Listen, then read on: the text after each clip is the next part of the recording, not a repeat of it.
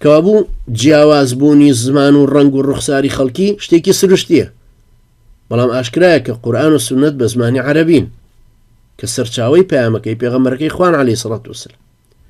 لەم ڕانگەوە کە هەموو جیهان بەرپرسە لە وەرگرتنی دینەکە، تێگەیشتنی دینەکەش لە زمانی عەرەبیەوە نەبێت نابێ. بۆیە شتێکی بەڵگەنەویستە کە زمانی عەرەبی ببێتە زمانی ڕەسمی ئوممەتە ئیسلامیەکە بە تایبەتی و زمانی هەموو مرۆڤایەتی بە شێوەیەکی گشتی. ئیمامی شافعی ڕەحمەتی خوای لێ بێ فەرمێ خوای گەورە فێربوونی زمانی عەرەبی لەسەر ئوممەتان فەرز کردو، چونکە داوا لە هەمویان کراوە باوەڕ بە قورئان بهێنن، خواپەرستەکان بە زمانی عەرەبی ئەنجام بدەن. کابرای نەرویجی کە مسلمان بووە هەرەڵێ ئیاکە نەعبود و ئیاکە نەستەعین، من و تۆش هەڕەڵین ئیاکە نەعبود و ئیاکە نەستەعین. ئەو کابرا عەرەبەی کە لە شامیشە ئەویش هەرەڵێ ئیاکە نەعبود و ئیاکە نەستەعین، هەمومان وەکو یەک نوێژەکان بە عەرەبیەکی.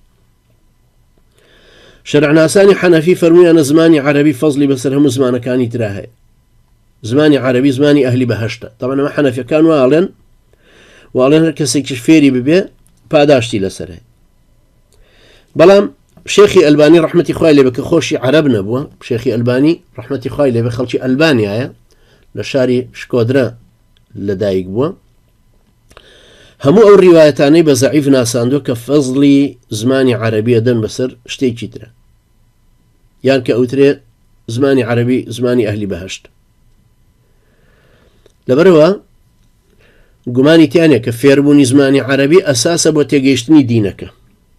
من پێم وایە زمانی عەرەبی زمانی دەوڵەت و ئوممەتی مسلمانە و فێربوونی فەرزێکی شەرعیانە و زەرورەتێکی بەشەریانە، بە تایبەتی لەسەر داعی و مەلا و کەسایەتی ئیسلامیەکان.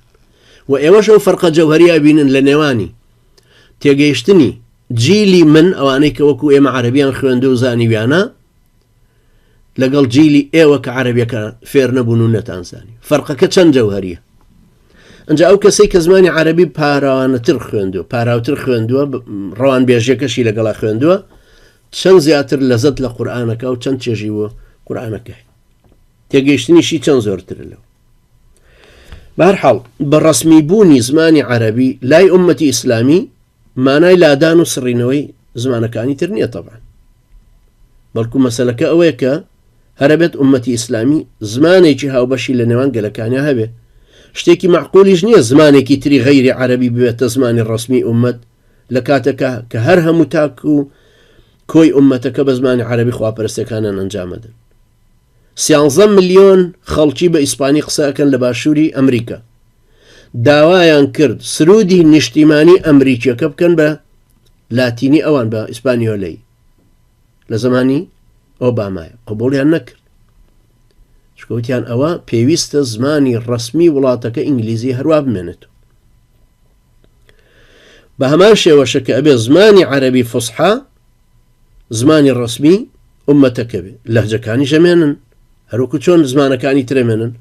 عەرەبیە بێ بە زمانی ڕەسمی ئوممەتەکە و لە هەمان کاتیشە کوردیش هەیە و قەومەکانی تریش هەیە، و لە سەردەمانی ئەم ئوممەتەیە کە دەسەڵاتی شارستانەتی خۆی هەبوو 98 گەل هەبوو، هەر کەسەش بە زمانی خۆیە دووە، کەسیش نکوڵی لەوە نەکردووە.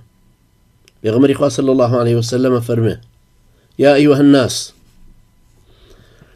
إن الرب واحد والأب واحد وإن الدين واحد وليست العربية بأحدكم من أب ولا أم وإنما هي اللسان فمن تكلم بالعربية فهو عربي. فرمي هو خلقين هروكوتم طبعا سندكي ئەلبانی ڕەحمەتی خوای لێبێ هەمووی بە زەعیف دانا، بەڵام ئێمە باز لەمە ئەکەینەوە کە بە مانای حەدیسەکەی پێغەمبەری خوا عەلەیهی سەڵات وسەلام ئاوا فەرمێ هۆ خەڵکینە خوای پەروەردگار یەکە، باوکی هەمووتان یەکە کە سەیدنا ئادەم عەلەیهی سەلام، دینەکەش هەر یەکە، زمانی عەرەبیش نە باوکە و نە دایکە بۆ هیچتان، عەرەبی زمانێکە، هەر کەسێ بە زمانی عەرەبی دووە عەرەبە، يعني انتماء عربية كيه هيك اشكالك شلون هي كيما بزمانه كمان انتماء عربية كمان هذه شو مشكلة كيما هم ما لأمتي يكبينوا بزمان عربي قصب كين منو كابراي مغربي واندونيسي وتشيشاني كوابو اما عقيدة مان يكا عبادات مان يكا كلتور مان يكا ميرجو مان يكا زمان مان يكا كوابو يشيتي ديدو ريو هستو هوشش مان بيك